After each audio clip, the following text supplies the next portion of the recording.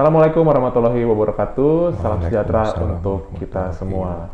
Halo sahabat Antam Medika, dimana-mana berada. Kiranya kita dalam keadaan sehat dan dalam keadaan bahagia, tentunya upaya menjalankan pola kehidupan sehat kita setiap harinya.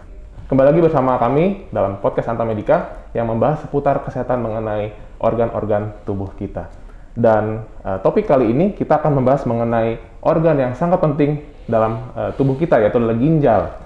Dengan judul Gagal Ginjal, Mengapa Harus Cuci Darah. Dan narasumber kita kali ini sangat luar biasa sekali karena beliau adalah salah satu profesor dokter yang bertugas di Rumah Sakit Antam Medika. Profesor Dr. Markum, spesialis penyakit dalam, konsultan ginjal hipertensi. Selamat pagi, Prof. Selamat pagi. Apa kabar hari ini? Sehat? Alhamdulillah, baik. Alhamdulillah. Baik, Prof, kita sekarang akan membahas mengenai ginjal. Ya, mungkin saya bisa memulai dengan pertanyaan, apa fungsi ginjal, Prof? Baik, terima kasih atas pertanyaannya. Kalau untuk menjawab sangat lengkap, ini satu buku ya. Fungsi ginjal. Tapi yang utama yang perlu kita ketahui, ginjal itu mempunyai fungsi satu, tentu saja mengatur cairan tubuh dan elektrolit tubuh. Kedua, ginjal juga mengeluarkan hormon-hormon, antara lain hormon untuk menjaga kadar hemoglobin kita, dan juga ada hormon yang mengatur tekanan darah kita. Dan juga ginjal juga mempunyai peran dalam keseimbangan metabolisme logam-logam unsur-unsur lain, antara lain kalsium, ya. Jadi seorang yang gagal ginjal itu biasanya pucat karena Hb-nya rendah, bengkak karena pengaturan cairannya nggak baik, ya. Itu yang bisa dilihat dengan cepat. Baik, Prof. Jadi fungsi ginjal itu kurang lebih untuk menyaring ya, Prof, ya, menyaring racun-racun dalam darah kita. Nah, kalau kita lihat judulnya adalah Gagal Ginjal, Mengapa Harus Cuci Darah. Nah, kalau kita lihat istilah ini, Prof, cuci darah ya, yang beredar di masyarakat kita. Sebenarnya apa sih, Prof, yang dimaksud dengan cuci darah itu? Baik.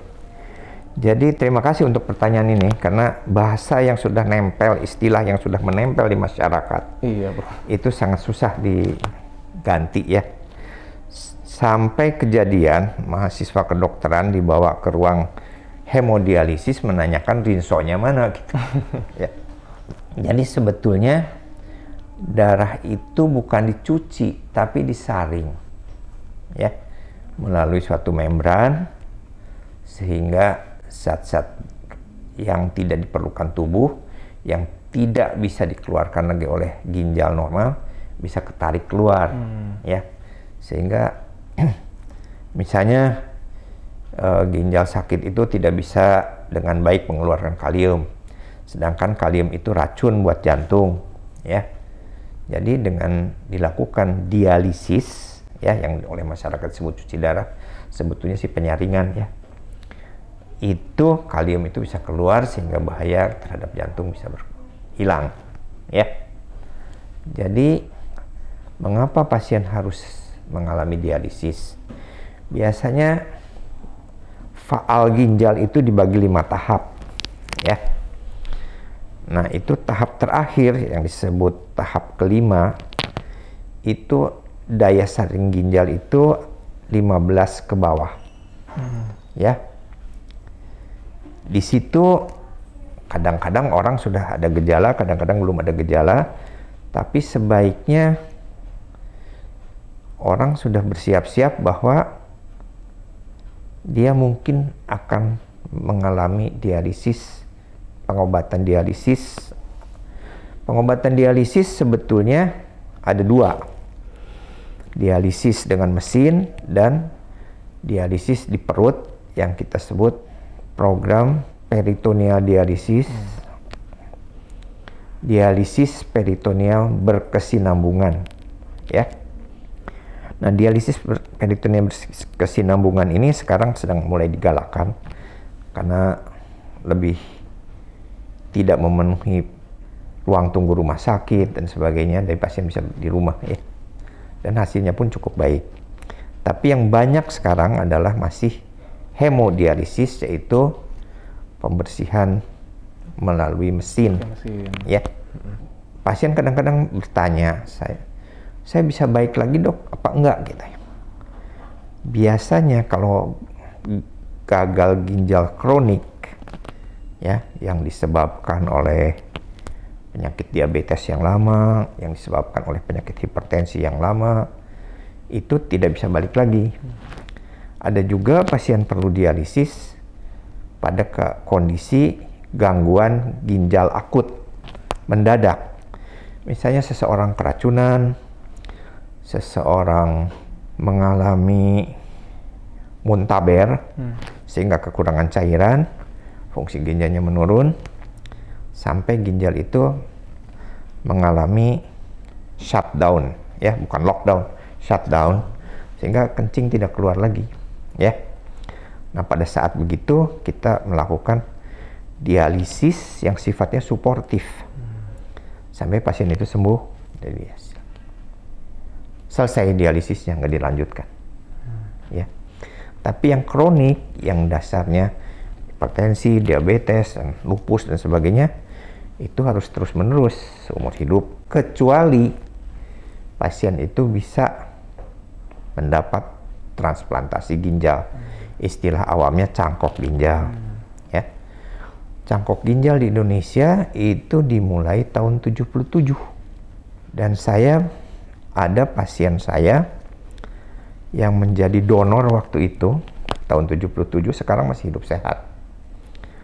Ya, sudah tua dia, tapi masih hidup sehat dengan satu ginjal. Ya. Jadi jelas bahwa orang bisa hidup dengan satu ginjal. Ya. Nah, itu yang cangkok ginjal di kita sekarang ini sebetulnya sudah mulai berjalan lancar. Dan beberapa tahun terakhir juga di berbagai daerah udah mulai dijalankan lagi karena ada jaminan dari BPJS. Ya, untuk cangkok ginjal. Jadi walaupun mungkin tidak tercover semua, tapi orang jadi biayanya lebih ringan, ya.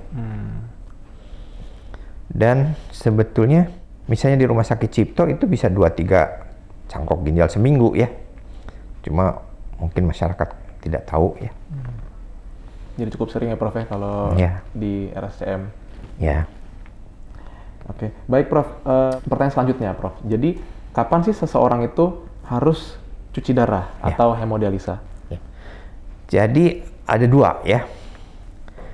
Satu, kalau kita sudah bisa meramalkan orang ini fungsi ginjalnya akan merosot, turun, ya. Nah, itu kalau pasien itu paham, itu kita bisa persiapkan dengan baik, ya.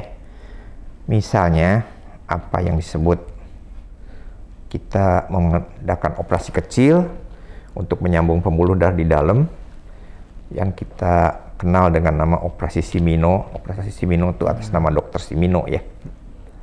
Nah, itu misalnya 3 bulan sebelumnya sudah dilakukan, sehingga pada saatnya orang itu harus, itu sudah ada alat, bukan alat ya, apa namanya, jalurnya untuk aksesnya, ya.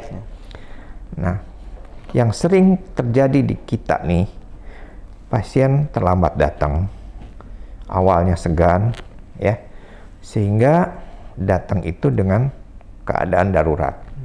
Keadaan darurat ini ditandai dengan misalnya bicara ngaco, kesadaran menurun, sesak karena terjadi pengumpulan cairan di paru-paru, denyut nadi yang sudah mulai pelan dan tidak teratur karena keracunan kalium misalnya, ya. Nah, kondisi begini ini jadi akut, ya. Harus kita segera lakukan dialisis sehingga biayanya jadi mahal. Pertama, dialisisnya mesti akut, mungkin tengah malam menyiapkannya. Kedua, kita harus memakai akses darurat. Biasanya yang dimasukkan ke dalam pembuluh darah besar di leher atau di bawah tulang selangka, sehingga itu makan biaya lebih, ya. Kalau misalnya disiapkan Simino 3 bulan sebelumnya, itu tidak akan terjadi, ya. Di saya pernah dapat pasien dari India yang belum dilakukan hemodialisis tapi si minonya sudah hidup, ya. Sehingga dengan begitu biayanya jadi lebih murah sebetulnya. Tapi itu tentu perlu waktu dan edukasi buat pasien untuk menyadari bahwa toh satu saat fungsi ginjalnya akan sangat berkurang. Jadi untuk deteksi dini itu bisa mempermurah ya Prof ya, Iya. jadi mengurangi biaya juga karena kalau Iya. misalnya tiba-tiba datang langsung butuh yang segera atau sito itu membutuhkan biaya yang Iya. mahal. Oke, baik Prof. Untuk pasien-pasien yang memang sudah dinyatakan gagal ginjal atau yang harus cuci darah, sebaiknya berapa kali seseorang itu atau pasien tersebut yang mengalami gagal ginjal untuk melakukan cuci darah, Prof? Sebaiknya ya, Ya. sebaiknya 3 kali seminggu. Itu standar internasional, 3 kali seminggu. Tapi kita melakukan di sini 2 kali seminggu pada umumnya, kecuali keadaan-keadaan khusus, karena masalah biaya. Ya, misalnya di RRC ya, di Tiongkok, mereka melakukan 3 kali seminggu, itu programnya bagus sekali. 2 kali dengan mesin dialisis standar, 1 kali dengan mesin ultrafiltrasi, ya. Jadi bagus sekali programnya. Ini tetapi ya dengan 2 kali seminggu pun sebetulnya banyak orang yang bisa hidup lebih dari 10 tahun, ya. Pernah ada kunjungan dulu waktu saya masih di Cipto, profesor dari Belgia, dia geleng-geleng kepala ya. Ini 2 kali seminggu, iya. Terus waktu itu kita masih pakai dialisat asetat, ya asetat itu kurang baik buat sirkulasi sebetulnya. Kok pasien bisa tahan 15 tahun, dia juga geleng-geleng kepala ya. Karena di negaranya tidak begitu, ya. Tapi saya kira 2 kali seminggu asalkan dilakukan dengan baik, ya. Betul-betul dosisnya itu dicapai, itu hasilnya baik. Okay. Ya. Jadi memang untuk guideline mengatakan mungkin 3 kali, cuman 2 kali pun sebenarnya sudah cukup ya Prof ya? Cukup, asal ya itu ya. Pasiennya juga harus disiplin loh. Ya. Kalau pasiennya nggak disiplin, Jadi nggak efektif ya Prof? ya bisa mendadak jadi gawat ya. Baik Prof, untuk pada kasus-kasus yang orang sudah dinyatakan harus hemodialisis, nah apa yang terjadi Prof kalau misalnya pasien tersebut mungkin stop untuk melakukan hemodialisa atau mungkin nggak teratur? Apa yang terjadi Prof kira-kira? Ini sebetulnya kadang-kadang pasien tidak sadar. Tadi kan sudah dikatakan fungsi ginjal itu banyak ya. Jadi kalau hemodialisis itu kan nama lainnya pengobatan pengganti ginjal. Ya. Nah kalau tidak teratur, berhenti dan sebagainya, maka ada beberapa bahaya ya. Satu tentu derajat keracunannya, ya. Yang saya berikan contoh antara lain tadi kalium bisa naik mendadak dan mengganggu jantung. Kedua, keracunan air, ya. Air tidak bisa dikeluarkan lagi oleh ginjal yang sudah sakit ini, bertumpuk di badan, ya. Dan volume cairan tubuh yang naik turun ini membahayakan jantung, ya. Jantung jadi bekerja satu saat dengan cairan tubuh yang banyak, lalu oleh mesin kita lakukan pengeluaran cairan. Nah itu perubahan-perubahan ini akan memberatkan jantung. Jadi sekali lagi edukasi supaya pasien paham keteraturan untuk melakukan dialisis ya. Jadi sebetulnya dengan adanya BPJS ini saya rasa tertolong sekali. Membantu ya Prof ya. Ya. Ya. Ini menarik sekali nih terkait kesehatan ginjal kita. Nah, berbicara mengenai kesehatan ginjal, orang yang sudah didiagnosis sakit ginjal seperti ini Prof ya, penyakit ginjal kronis yang kita sebut penyakit ginjal kronis, itu pasti dia sudah melewati serangkaian waktu, tahap, sampai terjadinya end stage ya Prof ya. Nah, pertanyaannya Prof, apa yang menyebabkan pasien menjadi gagal ginjal sampai yang harus cuci darah atau hemodialisis? Baik. Tadi saya sudah sebutkan penyakit-penyakit yang sering menyebabkan itu adalah terutama yang mengganggu pembuluh darah dan jantung, ya.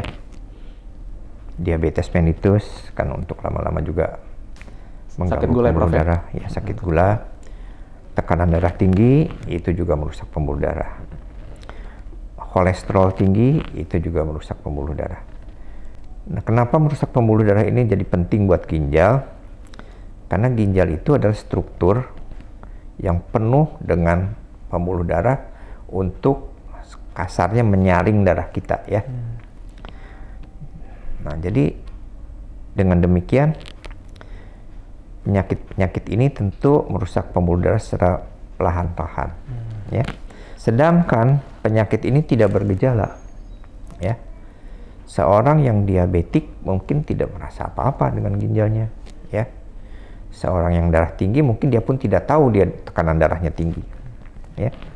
Nah, sudah bertahun-tahun, lebih dari 10 tahun, baru mulai ada gejala, baru dia berobat.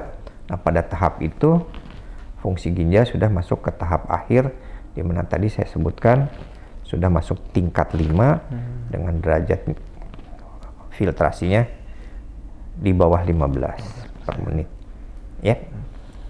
Jadi penyakit-penyakit ini tidak terasa sih, ya. Jadi selalu kalau dalam buku-buku tentang tekanan darah tinggi, orang, apaan sih saya diobatin, saya nggak berasa apa-apa, ya. Jadi sakit kepala itu bukan gejala utama, ya. Orang sakit kepala bisa macam-macam. Bukan seorang penderita darah tinggi itu harus sakit kepala, enggak, ya. Jadi karena penyakit ini berjalan perlahan-lahan, tidak ada gejala, dan ya makanya dalam hal ini pencegahan itu penting, ya. Ya seharusnya sih kalau buat yang mampu ya paling tidak check up sederhana lah, ya. Gula darah dan tekanan darah barangkali sudah memadai, tidak mahal, tidak usah semuanya lengkap, ya. Kira-kira Prof, yang disarankan untuk medical check up rutin itu berapa kali dalam setahun kah atau tergantung, ya, tergantung umur. Makin tua ya makin sering, ya. Kalau masih muda 40-an ya paling tidak setahun sekali lah mulai, ya. Kenapa 40? Karena perubahan-perubahan biologis manusia kan mulai terjadi pada umur 40. Wanita misalnya sudah mendekati menopause, laki-laki juga biasanya. Jadi mulai 40 tahun fungsi-fungsi badan kita tuh mulai menurun termasuk ginjal, ya. Jadi kalau kita melihat hasil pemeriksaan darah nilai kreatinin tinggi pada orang usia 72 tahun misalnya, itu bisa kita katakan dia memang mempunyai penyakit ginjal kronik atau itu ginjal tua. Ginjal yang menua, ya, bisa juga fungsinya menurun. Tapi orang itu sehat, ya. Dalam hal ini penting untuk betul-betul menjaga kesehatan. Karena biarpun ginjal tua dan orang itu tidak merasa sakit, tentu ginjal ini jadi lebih rentan, ya, terhadap serangan-serangan penyakit. Sama dengan kita makin tua kan masih makin susah jalan, ya, lebih rentan terhadap jatuh, ya, walaupun kita masih berdiri, ya. Jadi memang untuk kita medical check up atau cek rutin itu memang disarankan udah umur 40 ke atas harus ya, sekali setahun, ya Prof, ya. Dan seiring bertambahnya usia harus lebih sering lagi, ya. Baik Prof, untuk pasien-pasien yang sudah melakukan rutin hemodialisis atau istilah cuci darah, apakah orang atau pasien seperti ini harus melakukan cuci darah seumur hidup, Prof? Jadi tadi saya sebutkan bahwa tindakan hemodialisis atau peritoneal dialisis ini adalah pengobatan pengganti ginjal, ya. Selama dia belum mendapat cangkok ginjal, belum mendapat transplantasi ginjal, ya dia harus melakukannya, ya. Oke. Baik Prof, Jadi sudah banyak kita mendengarkan perbincangan mengenai fungsi ginjal atau seputar dari cuci darah atau hemodialisis. Gitu. Jadi Prof, saya ucapkan terima kasih atas kesempatan dan waktunya. Kiranya perbahasan kita hari ini boleh diterapkan oleh pemirsa atau sahabat Antamedica supaya kita bisa lebih giat lagi untuk menjaga pola hidup agar organ-organ tubuh kita nggak rusak, ya Prof ya. Sekali lagi Prof, saya ucapkan terima kasih.